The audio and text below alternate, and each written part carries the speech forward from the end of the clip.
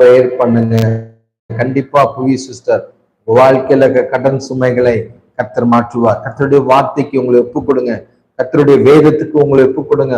உங்க குடும்பத்தை ஒப்பு கொடுங்க. கண்டிப்பாக என் தேவன் நிச்சயமாய் உங்க வாழ்க்கையில இருக்க கடன் சுமைகளை மாற்றப் போகிறார். அதற்காக தான் இந்த ஜெபம், அதற்காக தான் இந்த ப்ரோக்ராம்.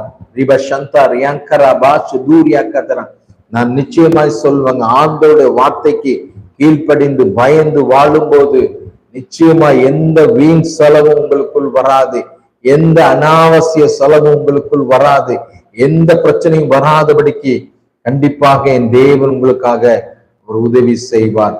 நன்றிப்பா. ரெபா சந்தூர் யங்கராபா ஜெய் பிரசன்னா. வயிற்று வலி அதிகமா இருக்கு, இப்பொழுதே ஒரு டிவைன் ஹீலிங் மகளுக்கு உண்டாகட்டும், மகளுக்கு உண்டாகட்டும். இயேசு என்னை தொட்டார், என் சரீரத்தில் இருக்க பலவீன மாற்றினார் என்று சொல்லக்கூடிய அளவுக்கு ஒரு பரிபூர்ண விடுதலையை மகளுக்கு தேவனீர் கட்டளையிடுவதற்காக நன்றி. ரப சந்து ரியந்தராபா. நிச்சயமா நான் கேட்கிறேன், நான் பேசுற வாய்ஸ் உங்களுக்கு கிளியரா இருக்கும்னு நினைக்கிறேன். இன்கேஸ் ஏதாவது டிஸ்டர்ப் இருந்துச்சுன்னா ஒரு மெசேஜ் ஒன்று போட்டு விடுங்க. அமேன். ரிபஷந்து ரியாக்கதரா. அடுத்த வசனம் சொல்லுதுங்க, நீ வருகையிலும் ஆசீர்வதிக்கப்பட்டிருப்பாய், நீ போகையிலும் ஆசீர்வதிக்கப்பட்டிருப்பாய். எல்லா சூழ்நிலையிலும் நாம் கர்த்தருடைய வார்த்தையை கேட்டு கீழ்ப்படிந்து வாழும் போது எல்லா இடத்திலும் ஆசீர்வதிக்கப்பட்டிருப்போம்.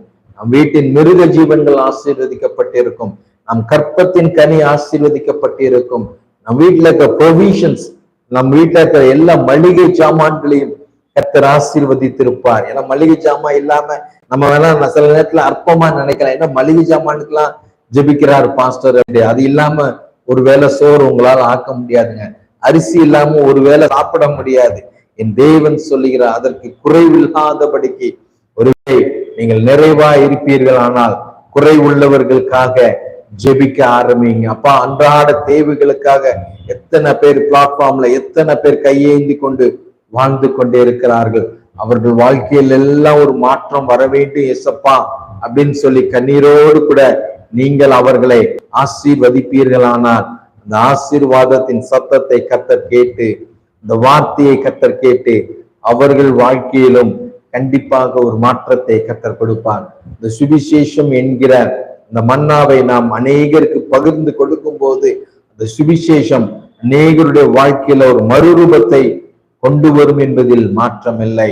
My name Radha brother. கண்டிப்பா ராதா சிஸ்டர், நன்றிப்பா நன்றிப்பா. ஒவ்வொரு பிள்ளைகளும் என்னோடு கூட தேவ பிள்ளைகளையும் நான் இயேசுவின் நாமத்தினாலே இயேசுவின் நாமத்தினாலே ஆசீர்வதிக்கிறேன், இயேசுவின் நாமத்தினாலே ஆசீர்வதிக்கிறேன். தேவனுடைய கிருபை ஒவ்வொரு பிள்ளைகளுடைய வாழ்க்கையிலும் இறங்குவதற்காய் நன்றி. கற்பத்தின் கனியை கர்த்தர் நீர் ஆசீர்வதிப்பதற்காக நன்றி. என் தேவன் அவர் ஆசீர்வாதத்தின் தேவன். அவரை நம்பி வருகிற ஒவ்வொரு பிள்ளைகளையும் கர்த்தர் ஆசீர்வதிக்க வேண்டும் என்று விரும்புகிறார். நீ ஆசீர்வாதமாய் இருப்பாய், நீ வருகையிலும் ஆசீர்வதிக்கப்பட்டிருப்பாய், நீ போகையிலும் ஆசீர்வதிக்கப்பட்டிருப்பாய் என்று கர்த்தருடைய வார்த்தை சொல்லுகிறது. அடுத்த வசனம் சொல்லுகிறது, உனக்கு விரோதமாய் எழும்பும் உன் சத்துருக்களை கர்த்தர் உனக்கு முன்பாக முறியடிக்கும்படி ஒப்பு கொடுப்பா. உங்களுக்கு விரோதமாய் எழும்புகிற சத்ருவின் கிரியைகளை, மனிதர்கள் உங்களுக்கு விரோதமாய் நீங்கள் அழிந்து போக வேண்டும் என்று வாஞ்சித்து கர்த்தர் அப்பா அவர்கள் முற்றிலுமாய் அழிக்கப்படும்படியாக, அவர்கள் முற்றிலுமாய் ஒடுக்கப்படும்படியாக, முறியடிக்கப்படும்படியாக தேவன் அவர்களை ஒப்பு கொடுக்க போகிறார். விசுவாசிக்கிறவங்க ஒரு ஆமீன் சொல்லுங்க. நிறைய போராட்டம், நிறைய பிரச்சனைகள், அநேகரின் வாழ்க்கையை அழிக்க வேண்டும் என்று நினைத்து கொண்டிருக்கிறார்கள் என்று சொல்கிறவர்கள், மனதில் நினைக்கிறவர்கள் ஒரு ஆமீன் என்று டைப் பண்ணுங்க. ரெபா சந்து ரியாங்கதரா. உங்க பெயர்களை பார்த்து நான் உங்களுக்காக ஜெபிக்க உங்க பேர் ஆசைப்படுகிறேன். ஒருவேளை இதுவரை நான் சப்ஸ்கிரைப் பண்ணல பாஸ்டர்னா உடனே சப்ஸ்கிரைப் பண்ணி வைத்துக் கொள்ளுங்கள். தினமும் லைவ் நிகழ்ச்சி நடத்தி கொண்டு இருக்கிறோம். அநேகருக்கு இந்த நிகழ்ச்சி ஆசீர்வாதமாய் இருக்கிறது. நான் ஒரே ஒரு விஷயம், நான் ஜெபிப்பதனால் உங்கள் வாழ்க்கையில் மாற்றங்கள் வருவதில்லை.